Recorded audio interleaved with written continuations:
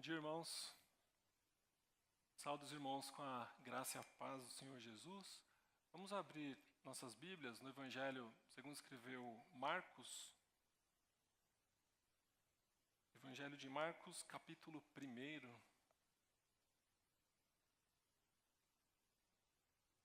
Nós vamos ler do verso 21 até o verso 31. Marcos, capítulo 1, do verso 21 até o verso 31. Diz assim a palavra de Deus: Depois entraram em Cafarnaum, e logo no sábado foi ele ensinar na sinagoga. Maravilharam-se da sua doutrina, porque os ensinava como quem tem autoridade.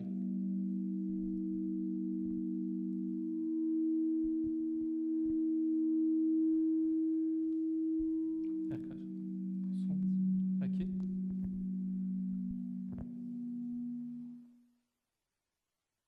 Pronto, passou. Verso 22. Maravilharam-se da sua doutrina, porque os ensinava como quem tem autoridade, e não como os escribas. Não tardou que aparecesse na sinagoga um homem possesso de espírito imundo, o qual bradou: Que temos nós contigo, Jesus Nazareno? Vieste para perder-nos? Bem sei quem tu és, o Santo de Deus. Mas Jesus o repreendeu, dizendo: Cala-te e sai deste homem. Então o espírito imundo, agitando-o violentamente e bradando em alta voz, saiu dele. Todos se admiraram, a ponto de perguntarem entre si: Que vem a ser isto? Uma nova doutrina.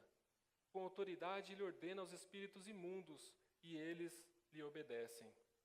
Então correu célere a fama de Jesus em todas as direções, por toda a circunvizinhança da Galileia. E saindo eles da sinagoga, foram com Tiago e João, diretamente para a casa de Simão e André. A sogra de Simão achava-se acamada, com febre, e logo lhe falaram a respeito dela. Então, aproximando-se, tomou-a pela mão, e a febre a deixou, passando ela a servi-los. Irmãos, vamos orar? Pai Santo, te agradecemos, Senhor, da tua palavra, que nos instrui, que nos cura, que nos disciplina, e por meio dela somos aptos a conhecer a tua vontade, Senhor. Por meio dela podemos conhecer quem tu és. Por meio dela vemos, foi o teu Filho amado, teu Filho eterno Jesus, revelado a nós. Te agradecemos por essa palavra. Nos ensina ainda mais e nos ensina, Pai, a sermos praticantes da tua palavra. Nos ajuda a sermos praticantes, não somente ouvintes. Em nome do Senhor Jesus que oramos. Amém. Meus irmãos, nos anos 90, a cidade de Nova York enfrentava grande problema com criminalidade. Havia muita pichação nos trens, muita violência nas ruas, pichações, quebras de carros, gangues se multiplicavam, guerras de gangues muitas vezes chegava a matar pessoas que não faziam parte, cidadãos comuns, até que na cidade se levanta um prefeito chamado Rudolfo Giuliani, e ele faz uma operação chamada Tolerância Zero. A Operação Tolerância Zero era basicamente não permitir que nenhum pequeno delito acontecesse. Se tivesse uma janela quebrada do metrô, se tivesse uma pichação, eles iriam consertar aquela janela, eles iriam pintar sobre aquela pichação. Se tivesse guerras de gangues, eles iriam investigar e cortar o mal pela raiz. A Operação Tolerância Zero mostrou que uma cidade estava com profunda crise de entender que existia uma autoridade naquele lugar. Então, através da força policial, através de estratégia, aquele prefeito mostrou: olha, nossa cidade ela pode ser segura, nossa cidade tem autoridade. Meus irmãos, vivemos na nossa sociedade uma profunda crise de autoridade. Não é só na Nova York dos anos 90. Hoje a gente pode, quem pode visitar aquela cidade, experimenta um tipo de qualidade de vida, uma segurança social muito diferente daquela que é reportada nos anos 90. Muito diferente. Mas a nossa sociedade brasileira, por exemplo, a cidade de São Paulo, a gente vive uma profunda crise de autoridade no quesito público. No âmbito particular, nós vemos isso com relação a nossos filhos. A gente vê o quão desobedientes são os filhos da nossa geração. A minha geração, eu não posso ficar de fora, a gente já era muito desobediente. Mas parece que o tempo vem passando e essa crise vem aumentando.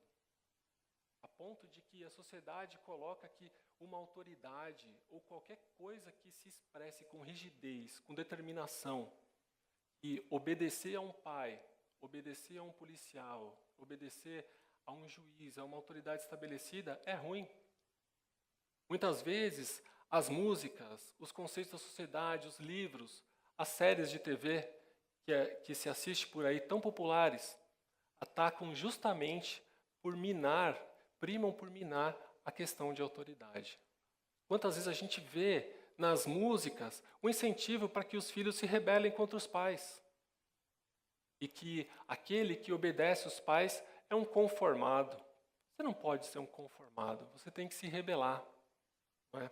Como se a verdadeira rebelião não fosse se rebelar contra esse mundo inteiro que jaz no maligno, e não contra os nossos pais, que tudo fazem por nós.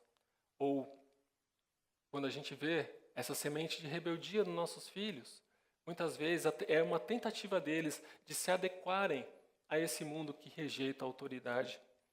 Esse texto e outros textos que a gente já leu aqui fala muito sobre isso, sobre a autoridade do Senhor Jesus. O texto fala que Jesus está caminhando com os discípulos, mas o contexto aqui é do início do ministério do Senhor Jesus. A gente vê que o Senhor Jesus, ele começa o ministério sendo testemunhado, sendo anunciado por João Batista. E sendo anunciado por João Batista, ele é batizado para cumprir a lei. O Senhor Jesus, depois desse batismo, a Bíblia fala que ele foi levado ao Espírito Santo para o deserto, para que ali ele fosse tentado. E no texto bíblico anterior a isso, a gente vê que o Senhor Jesus ele vence sobre Satanás.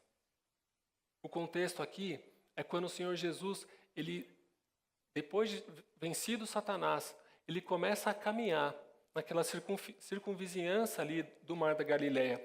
O Mar da Galileia é na parte norte de Jerusalém.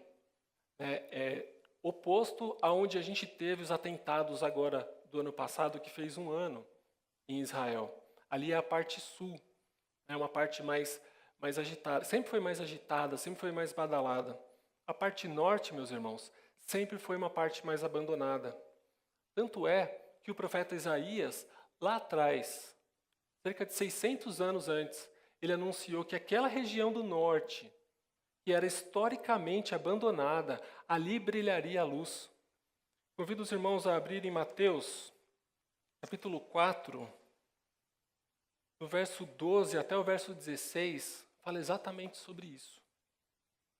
Diz assim o texto bíblico, Mateus 4, do 12 ao 16. Diz assim: ouvindo, porém, Jesus que João fora preso, retirou-se para a Galiléia, e deixando Nazaré, foi morar em Cafarnaum, situada à beira-mar, nos confins de Zebulon e Naftali, para que se cumprisse o que fora dito por intermédio do profeta Isaías. Terra de Zebulon, terra de Naftali, caminho do mar, além do Jordão, Galiléia dos gentios. O povo que jazia em trevas viu grande luz, e aos que viviam na região e sombra da morte, resplandeceu-lhes a luz. Meus irmãos, essa era chamada Galiléia dos gentios, uma área de trevas espirituais, uma área de esquecimento, uma área de desprezo, uma área que, historicamente, o judeu não queria passar por lá. Era além do Jordão, era lá para cima. E o Senhor Jesus ele começa o ministério dele justamente ali, cumprindo o que foi dito pelos profetas. Nesse caso específico, esse texto tão lindo do profeta Isaías, a região que vivia no vale da sombra da morte, eles viram a grande luz passando lá. Meus irmãos, Eu não sei o contexto da sua vida. Eu não sei se você passa por um vale, se você está numa sombra da morte, se você se acha esquecido. Mas o Senhor Jesus, Ele visita até os lugares mais remotos. Até as pessoas que por séculos eram tidas como desprezíveis, como esquecidas. É ali, justamente ali, que Ele começa o ministério dele.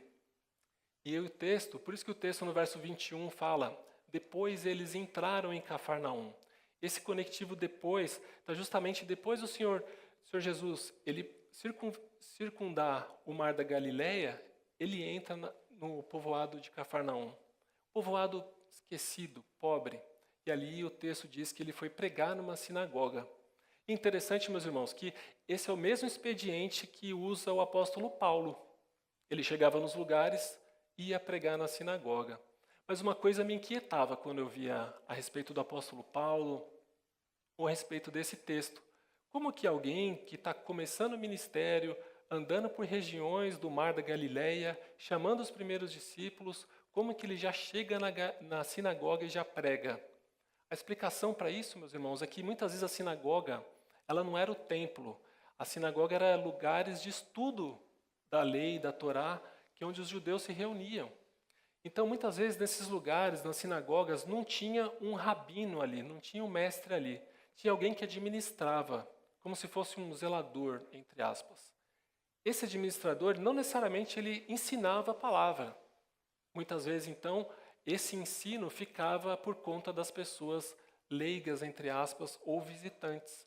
No caso, Jesus ou Paulo, eles pediam autorização para pregar. Era por isso que Jesus, ele chega e já consegue pregar na sinagoga.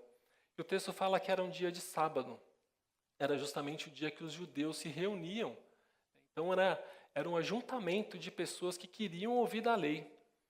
E aqui o texto fala que eles se maravilharam da doutrina dele. Meus irmãos, é importante a gente entender isso, que o ensino do nosso Senhor, ele é autoritativo, mas ele também maravilha. O contraste que o texto faz aqui é que eles ficaram encantados, ficaram maravilhados com a palavra de Deus, com a palavra que Jesus pregava, que é Deus, sim, mas porque ele ensinava de uma forma oposta, diferente da que ensinava os fariseus. Olha, ele ensina, ele fala coisas diferentes. Ele não fala como esses escribas. Eles se maravilharam justamente por causa disso. Se maravilharam por causa da sua doutrina, porque ele ensinava como quem tinha autoridade, e não como os escribas e fariseus. Não era aquele ensino separado de uma vida. Jesus pregava a respeito do que ele vivia.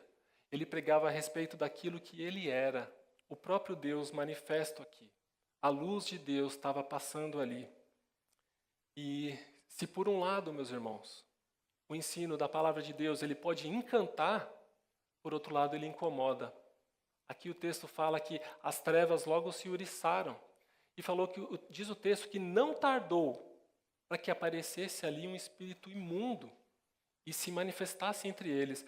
Meus irmãos, o contexto aqui, lembra que a gente leu, ele não estava junto ao mar, ele não estava com multidões, ele estava na sinagoga, ele estava num lugar que supostamente todo mundo era crente. E ali naquele lugar se manifesta o espírito imundo. O espírito imundo começa a denunciar o que Jesus estava fazendo, quem ele era. O texto diz que temos nós contigo, Jesus Nazareno. Meus irmãos, esse texto é um afastamento. Ele está querendo colocar as coisas bem longe. Olha, nós somos daqui, você é de lá. Nós não temos parte com o Senhor, mas eles reconhecem a autoridade de Jesus. Ele diz, vieste para perder-nos? Essa palavra, no original, ela tem o sentido de julgamento, de aniquilamento. Os demônios sabem que eles estão perdidos, meus irmãos. O Senhor Jesus já tinha amarrado o valente. Ele já tinha derrotado Satanás. Eles sabiam disso. O ministério do Senhor Jesus começa justamente depois que ele amarra o valente.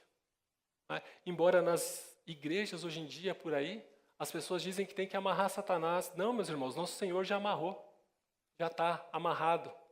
Não precisa, o crente não precisa fazer a obra que Jesus já fez. O diabo já está derrotado, meus irmãos. Só que nisso ele quer causar prejuízo para a igreja de Deus. Como ele sabe que com o Senhor ele não tem vez, não tem poder para rivalizar, ele quer prejudicar a igreja. E muitas vezes ele senta nos bancos para ouvir. E a palavra de Deus mostra que muitas vezes Satanás ele demonstra conhecimento da palavra. Mas quando o próprio Satanás foi tentar Jesus, ele tenta Jesus citando a palavra de Deus. Mas tudo fora de contexto, tudo com interpretação errada. Por isso que é importante o crente conhecer a palavra do Senhor. Conhecer a palavra do Senhor que nos dá essa autoridade para viver uma vida espiritual verdadeira. Meus irmãos, hoje em dia tem muita igreja por aí. Uma coisa que eu lia quando eu era mais novo era que no final dos tempos as pessoas iam ficar mais céticas. A fé iria desaparecer por desaparecer igrejas. Pelo contrário, meus irmãos, a gente vê uma multiplicação religiosa no mundo.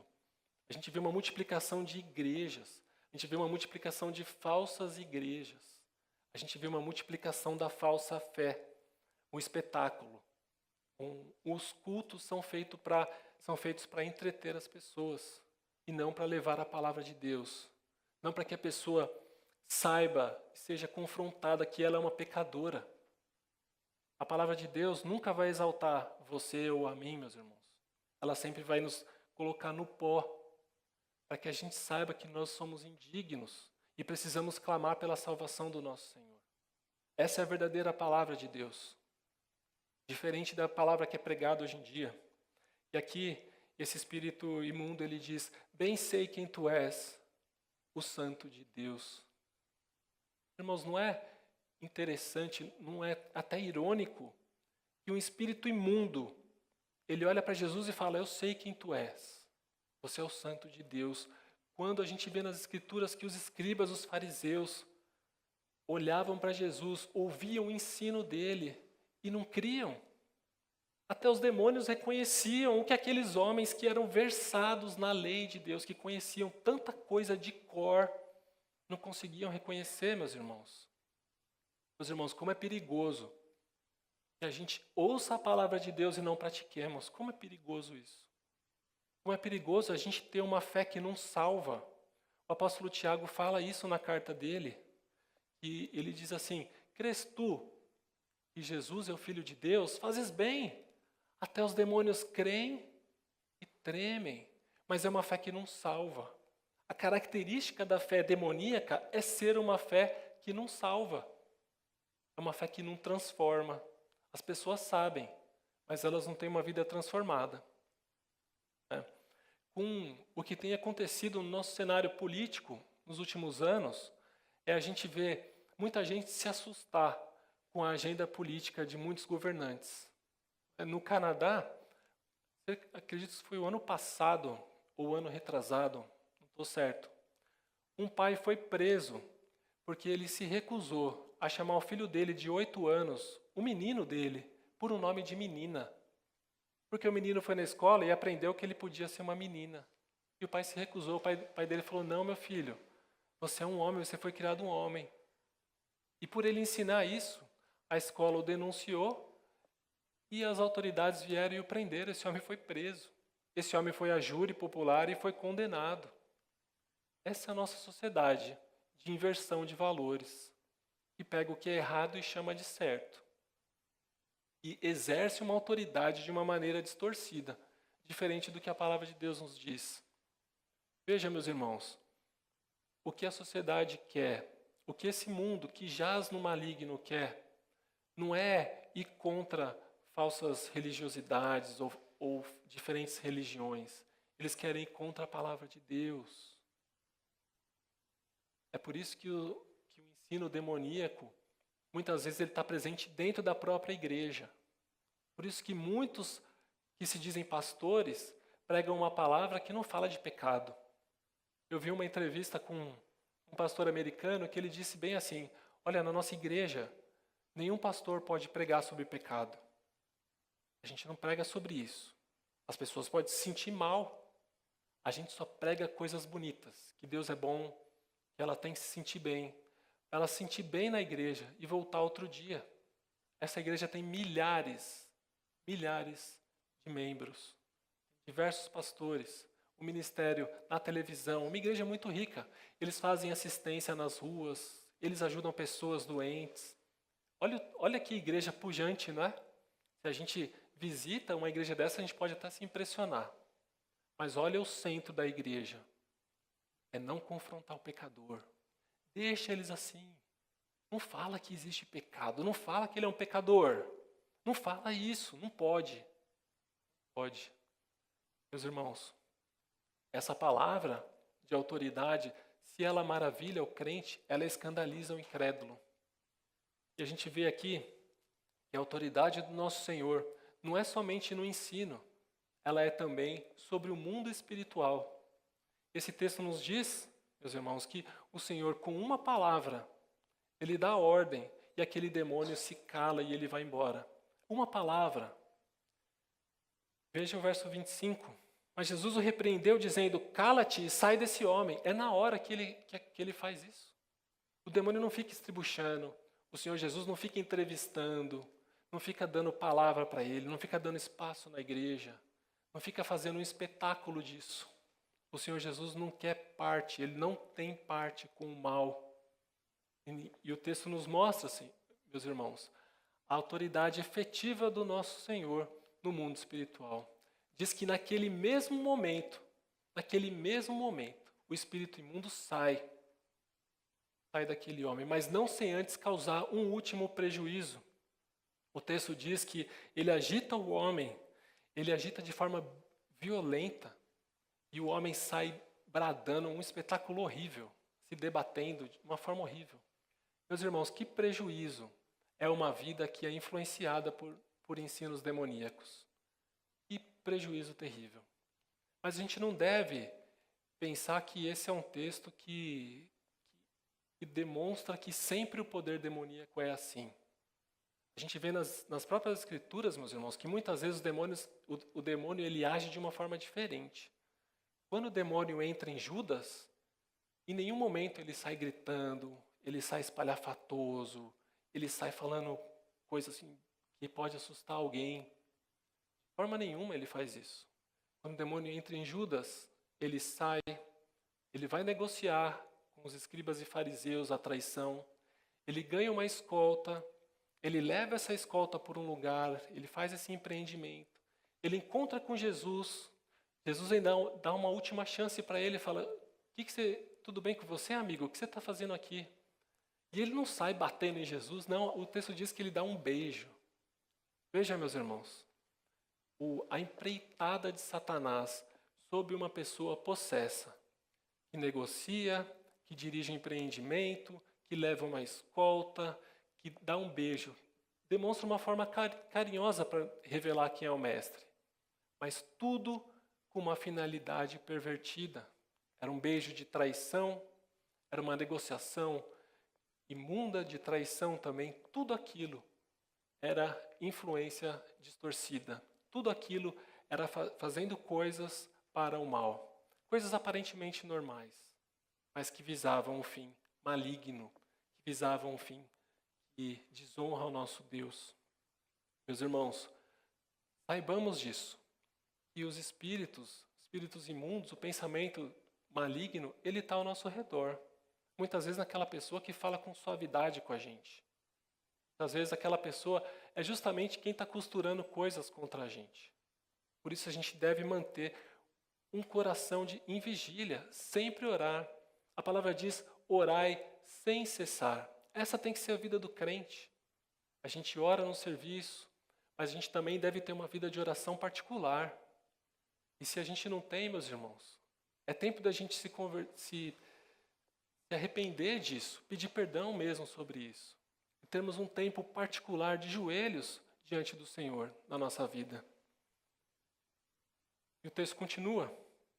E depois disso o demônio sai. E todos se admiraram, a ponto de perguntarem entre si. Verso 27. Que venha a ser isso? Uma nova doutrina. Com autoridade ele ordena os espíritos imundos e eles lhe obedecem. Meus irmãos, não, isso não é uma nova doutrina. Isso é justamente a doutrina que foi anunciada pelos profetas. Séculos e séculos atrás foi anunciado que a luz viria e que a luz triunfaria sobre o mal. Não tinha novidade. O Senhor Jesus não está trazendo um ensino novo, Ele está fazendo efetivo o que já tinha sido anunciado. Ele está cumprindo as Escrituras e o que foi anunciado pelos profetas. Então, o texto continua. E a fama de Jesus, ela corre, ela se espalha.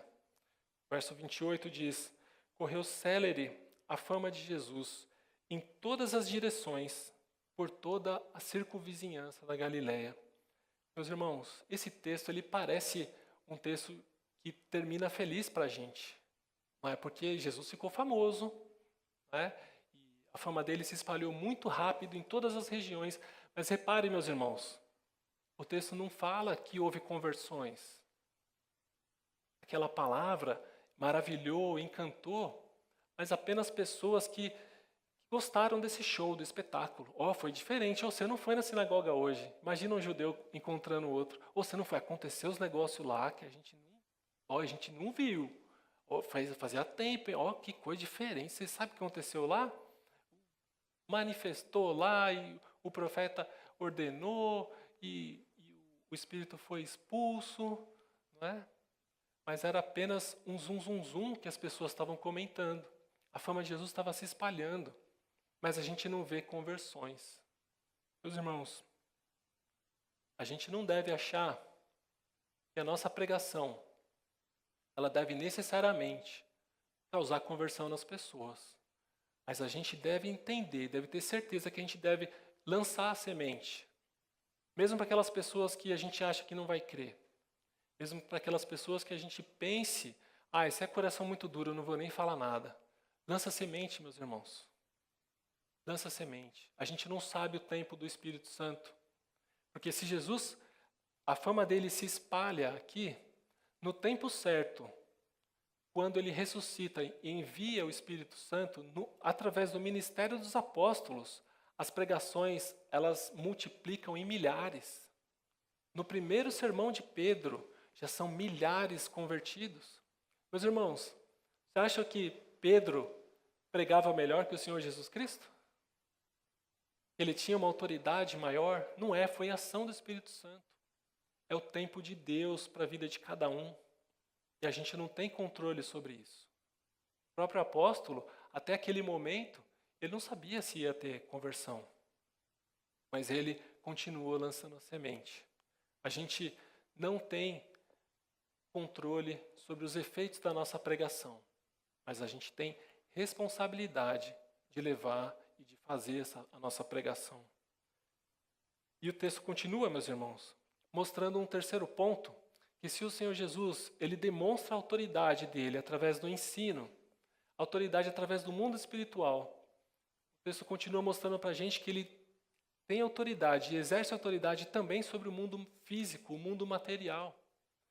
O texto diz que eles saem dali daquela sinagoga e imediatamente alguns amigos o levam para a casa da sogra de Simão Pedro, porque ela estava doente. Meus irmãos, como é bênção, aqui eu faria um paralelo, um exemplo, como é bênção a gente ter amigos que nos levam a Cristo, que levam Cristo para a gente. Aqui o texto diz que, saindo eles da sinagoga, foram com Tiago e João, justamente para a casa de Simão e André. Eles sabiam que a sogra de Simão estava acamada e levaram Cristo para ela. Que bênção, meus irmãos, quando alguém traz Cristo para a nossa vida. Eu não esqueço, nunca vou esquecer, o nome do presbítero que pregou para o meu pai. E dizia que orava por ele nas reuniões de oração. E um dia meu pai ligou para ele de madrugada, para falar, olha, eu não tenho dormido, eu estou muito atacado, nossa família está em grande tribulação. E naquele momento o presbítero falou assim para ele, olha, a gente vai orar agora, Deus vai abençoar a sua vida e você vai voltar a dormir, a sua família vai voltar a ter paz. Naquele dia longínquo, mais de 40 anos atrás, meus pais creram no Senhor Jesus do Evangelho. Mas esse presbítero já estava lançando a semente já fazia muito tempo. Já tinham grupos de oração orando por ele. Então, meus irmãos, a gente não sabe o dia. mas esse dia vai chegar para todos aqueles que são do Senhor. Por isso, lancemos a semente aqui. Continua salvando vidas. A prova disso é a gente olhar ao nosso redor. Né? Muitos de nós não nasceram no Evangelho, mas mesmo entre os que nasceram no Evangelho, precisa que haja uma crença, senão não sustenta. A gente não vem para a igreja por hábito, não quando passa o tempo e a gente cresce. Geralmente quando o jovem cresce, ele quer mostrar que criou asas e quer voar, não é verdade? Não, agora eu não obedeço mais meus pais. Ele não se sustenta, né? Ele não trabalha a ponto de sustentar, mas ele fala, eu não vou para a igreja. Ele não obedece o pai nisso. E muitas vezes, a gente que é pais, a gente vê o filho adulto, só nos resta orar por ele. Já vê nossos filhos crescidos, só nos resta continuar clamando e clamar mais. A gente realmente, em determinado momento, tem que respeitar as decisões dos filhos. Mas entender, meus irmãos, que o clamor não deve terminar. Né? Aqui mostra que eles levaram o Senhor Jesus. E o Senhor Jesus, é interessante que dessa vez ele não fala nada. Ele demonstra a autoridade dele sobre o mundo físico, sobre o mundo biológico das doenças, apenas com gesto. O texto diz que o Senhor, aproximando-se, verso 31, tomando-a pela mão, a levanta e a febre a deixou. Meus irmãos, confie no Senhor. Ele pode curar de doenças. Ele pode cuidar do seu problema, seja ele financeiro, ou de ordem moral, ou de ordem profissional. Confie no Senhor. Esse texto mostra que o Senhor Jesus, ele tem autoridade sobre todas as áreas da nossa vida, sobre todas as áreas que não tem um problema, um tipo de problema que não tem a solução no Senhor. Leve o seu problema para Ele, meus irmãos. Leve o seu problema para Ele. Porque mesmo se o seu problema te levar à morte, se você vir a morrer de uma doença, Salmo 116:15 diz, preciosa é aos olhos do Senhor a morte dos seus santos. Meus irmãos, você vai triunfar pela morte. Era assim que os mártires triunfavam. Quando o poder romano, o Império Romano matava os crentes e pensava que estavam vencendo, o sangue dos mártires fazia a igreja multiplicar muito mais. Pelo testemunho daquelas pessoas, muitas pessoas creram. Muitas pessoas se indagavam, olha, essas pessoas, elas não fizeram nada de errado, mas elas estão morrendo pela crença no Senhor que ressuscitou. Muitas pessoas queriam entrar nessa fé porque viam pureza, viam a verdade, viam vidas transformadas. Aquelas que roubavam deixavam de roubar e iam seguir o Senhor, e a sociedade via isso, via essa transformação. Nós devemos ter essas testemunhas, meus irmãos, que mostram a transformação no crente. E a autoridade do Senhor Jesus é algo prático na nossa vida. Nós somos filhos obedientes. Nós somos irmãos que zelam pelo nosso próximo. Primeiro os da nossa casa, da nossa família, mas também pelos de fora. O crente é aquele que ele não julga logo que ele vê as coisas. Ele para, ele analisa. Ele não tem uma resposta violenta pronta contra as coisas. Mas ele é aquele que tem o Espírito Santo. Ele reage debaixo da autoridade do seu Deus. Não é verdade? E aqui o Senhor Jesus demonstra isso. Ele a toma pela mão e a febre imediatamente a deixa. Meus irmãos, confiemos no nosso Deus. Vivamos dessa forma. É isso que esse texto nos diz essa manhã. Deus te abençoe. Vamos orar? Pai Santo, te agradecemos, Senhor, porque o Senhor é o Deus da nossa vida, Pai. Te agradecemos porque vemos na Tua palavra que podemos confiar no Senhor, podemos confiar no Teu ensino, na Tua autoridade sobre as nossas vidas, sobre o mundo espiritual, sobre o mundo material. Podemos confiar que nossos problemas estão debaixo do Teu controle, por isso nós não nos desesperamos, Senhor. Por isso nós não nos desesperamos. Sabemos que a nossa vida tem um propósito, porque está dentro dos Teus planos, Senhor. Não importa o que aconteça. Mesmo que o choro dure uma noite, Senhor, sabemos que a alegria vem pela manhã, porque confiamos no Senhor, Pai. Sabemos, Senhor, que podemos confiar no Senhor, porque a nossa esperança de vida não se resume aqui, a essa existência. Mas a nossa esperança está na realização das suas promessas em toda a eternidade e que já começam aqui, pela tua presença na nossa vida, no meio de toda a tribulação. A tua palavra nos ensina isso. A tua palavra nos diz que o Senhor Jesus nos ensinou: eis que estarei convosco todos os dias, até a consumação dos séculos. Te agradecemos, Senhor, porque passou tantos séculos, o Senhor nos atingiu aqui nesse país tão longe, do Oriente Médio, de Jerusalém, de Israel. E aqui também era os confins do mundo, lugar onde havia trevas. A tua luz brilhou aqui também, Senhor. Te agradecemos porque a tua luz brilhou nas nossas vidas, Pai. Em nome do Senhor Jesus que oramos.